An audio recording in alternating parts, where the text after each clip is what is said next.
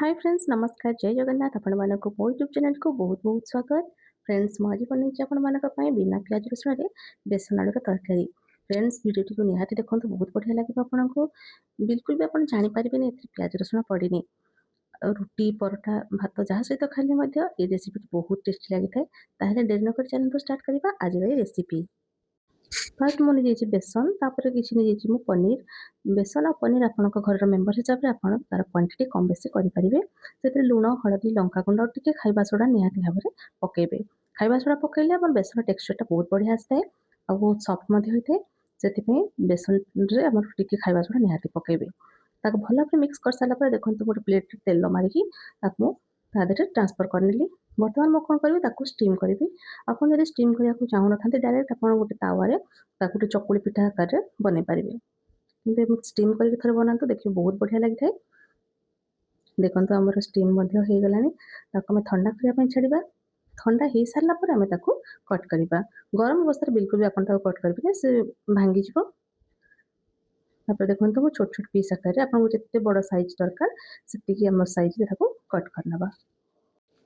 देखो ये भाव में मुझे छोट छोट पीस कर काट नहीं बहुत ही सफ्ट होमर बेसन पिठाटी। तो आपको काढ़ी देखी दूसरी केते सफ्ट होती। आपड़ चाहिए आपको एमती खाली खाईपारे खायापी बहुत टेस्टी लगी है। आप प्याज रसुण खाऊँ काटिकी धनिया पत्र प्याज पकईकी एमती गोटे स्टीम करेंगे पिठाटी।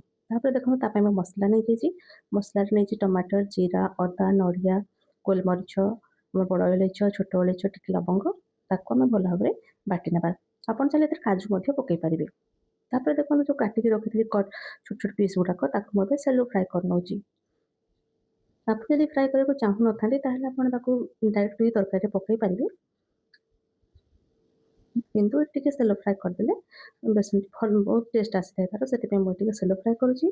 आपड़ तो डीप फ्राए करेंगे किंतु कौन हम डीप फ्राए करदे आमर बेसन जेहतु सफ्ट अच्छी बहुत तेल बहुत टाणी नब से आप ट्राए करेंगे सेलो फ्राए करने। हल्का हल्का ब्राउन हो गले आप कड़े काढ़ी ने। देखो मोर बेसन भल भाव भाजी होगला हल्का गोल्डन ब्राउन हो बर्तमान मुझे कड़े काढ़ी नौची। पकाऊँ से सोरिष तेल तेल टिके गरम हो गला आम काटिकी पकई आलू भाजी ना। जितनी परिमाण आलू आप दरकार आप आलू पकई पारे। Low to medium flame golden brown करके भाजी ना। आप चाहिए सीजा आलू पकई पारे कि आलू को भाजिकी पकड़ा टेस्ट बहुत भल आसता है। ये आम आलू भी भाजी होगला से तेल आम कौन करवा पकईना कि चीनी चीनी पकई सारापर से पकईवा कि जीरा और टी तेजपत्र भल भाव में भाजवाई छाड़ा। भाजी हो सारापर आम जो बाटिकी रखी मसला आदि आड करना। देखो बाटिकी रखी मसला भल भाव में चिकन करके बाटे और मसला पकईना। मसला आप स्वाद अनुसार लुण हलदी लंका गुंड ये सब जिनस आपंकर बेसन क्वांटिटी देखिए आप पकेबे। जी आप तरकारी बनाई से हिसाब से आप लंका गुंड लुण ये सब जिनस पकई पारे। आपको लो फ्लेम करके भाजी ना। ये देखो मुझे घोड़े भाजी नौची हल्का भाजी आम मसला मुझे भाजिकी रखी आलू पकईना। आलू को पकईकी पुणी लो फ्लेम करके किसी समय भाजी ना। ये आम आलू भी टी भाजी सीझी गला मसला भी भल भाव में भाजी हो गला। जी दरकार पानी आपड़ी पा एड करेंगे। जदि फ्रेंड्स आपको मोर ये वीडियो भल लगे प्लीज लाइक करेंगे शेयर करेंगे सब्सक्राइब करने को बिल्कुल भूलें।